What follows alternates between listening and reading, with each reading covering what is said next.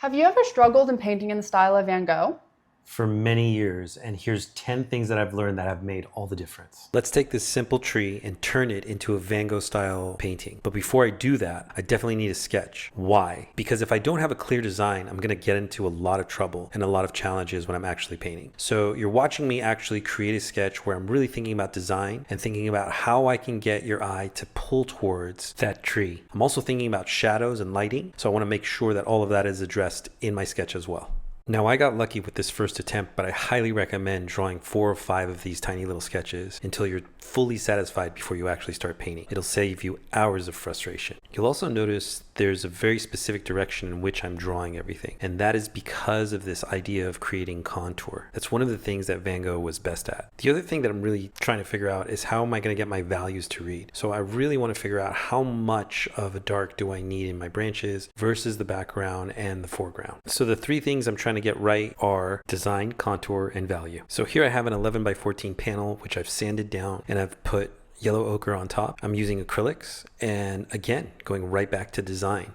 So I have my drawing. Now I'm focusing on how I'm going to apply that drawing onto the canvas. Now, Van Gogh used a lot of different colored backgrounds, but one of them was yellow ochre. And so that's why I chose this, because it complements the blues in the sky so beautifully. You'll also notice is that as I'm laying in the paint, I have no attempt of really getting too much detail in here.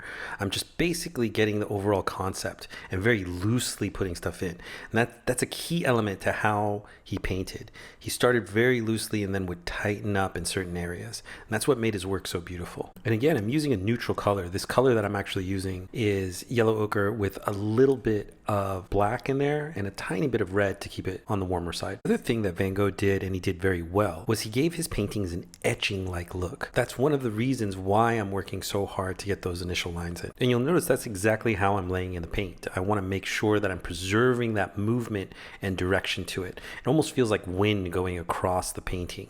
And so once you see the sky complete, you'll understand my reasoning behind really getting this stuff moving in a very specific direction. Now, I'm working in acrylic because I need something that'll dry quickly for the point of this demonstration, but oils were the original medium that Van Gogh used, and it's actually the medium I like best to make my paintings look like Van Gogh. So a lot of the time I will start with acrylic and then add oil on top. So I'm about to hit my mountains, and the reason why I skip over the clouds is because it's so much easier to convert the color of the sky into the color of the mountains because there's so much sky color in there. That's one of the things that Van Gogh really understood. He understood atmosphere and he understood creating depth by using lighter colors. Another thing Van Gogh did exceptionally well, it was using contrasting colors that complemented one another but really helped to get the other color to pop. So the opposite of purple is yellow, and I'm purposely using a great deal of yellow on that base to really get the purple mountains to pop forward. Notice again how much space I'm leaving in between my brush strokes in order to allow for the painting to breathe. Not all, but many of Van Gogh's paintings really demonstrate that their underpainting is showing through. And that's yet another way that Van Gogh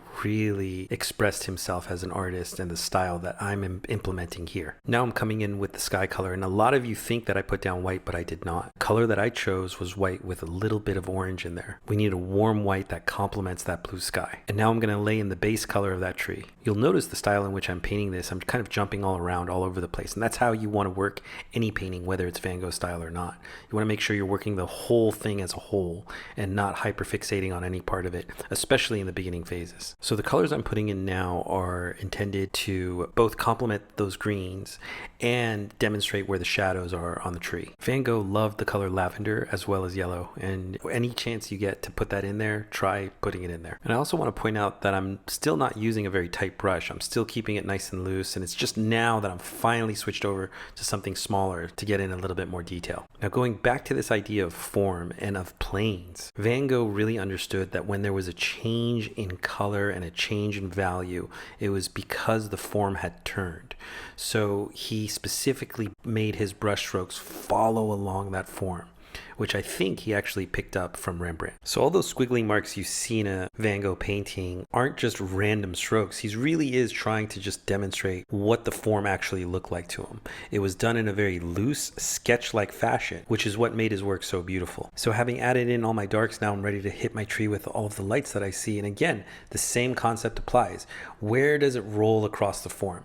Am I following the exact thing that I'm seeing in terms of the tree? Obviously not, because he was a post-impressionist and I'm just trying to get an impression of what I'm actually looking at. Now I'm going to add in just a few more colors down here below, and let's get into the tree trunk. Now with the tree trunk, I'm still keeping my colors warm because against that green, I definitely want to keep the colors somewhat hot. So I'm using a black and red mixture here, which essentially gives me a dark reddish brown color, which is a perfect complement to those greens. So once I have most of my branches in there, I'm going to hit it with just a few highlights, and then it's time to go right into those clouds. Now, as you can see in the photograph, the lighting is pretty much top down and moving over towards the left-hand side. So I want to indicate that by where I place my shadows. Again, form and placement of planes were a big deal to him, even though he painted them quite loosely. Now it's time to add texture. So here's the part that everybody wants to start off at. This is exactly where everyone gets messed up, is that they start with texture and then they need to move something and then they're stuck. And now they're busy scraping and repainting and getting frustrated. So save yourself the headache, save the texture for the last part of your painting. I'm trying to get multiple colors of sky in there. So some a little lighter, some a little cooler, some a little more greenish blue turquoise type color. And getting all of that in there is going to, again, give you that sense of movement and direction and texture. Same thing with those mountains. I'm also outlining a little bit, but I'm making sure that the color isn't too intense. Now, regarding the grass, I'm doing the same thing, but I'm changing the direction, and that's really important. I'm showing you the way in which the grass is moving upwards towards the sky. Going back to the concept of design, you'll notice that I left open a space where it's basically a road, and I intentionally did that to pull your eye in towards the main subject, which is that tree. I popped in a tiny bit of turquoise for the shadow of that tree, and now I'm really pushing some of those greens. So again, creating texture, creating form, really getting this thing to read well. And one of the last and final things that he did very well was to outline form. And that's exactly what I did with some of those leaves as well as the branches, in which I'm really outlining this dark line to really give the image to pop. So Van Gogh was an incredible artist, and there's so much to learn from him.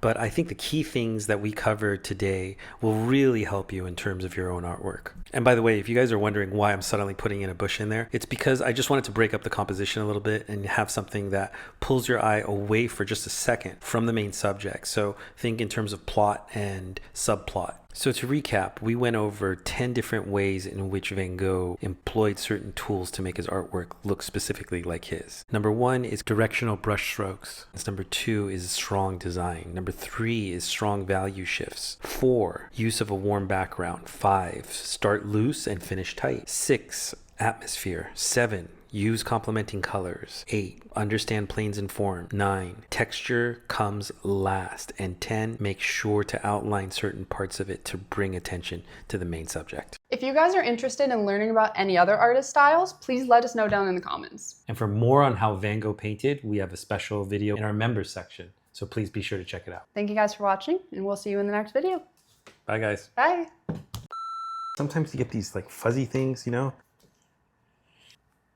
Yeah, that was good. Okay. It's pretty good.